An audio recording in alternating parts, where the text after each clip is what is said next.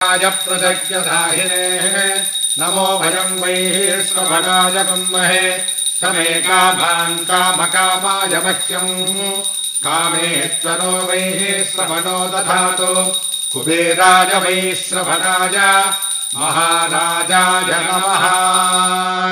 सपरिवार श्री लक्ष्मी कुबेराय नमः यज्ञेश्वराय नमः कर्पूर नीराजनं दर्शयामि नीराजनानन्तरम् आचमनीयं समर्पयामि। ஒரு புஷ்பத்தை கற்பூர ஜுவாலைக்கு சுற்றி அக்னிக்கு முன்புறமாக போட்டுருங்கோ. அந்த கற்பூரத்தை நீங்கள் எடுத்துக்கோங்க, அங்கே இருக்கிறவா எல்லாருக்கும் கொடுங்கோ. இப்போது சுவாமியை தியானம் பண்ணுங்கோ.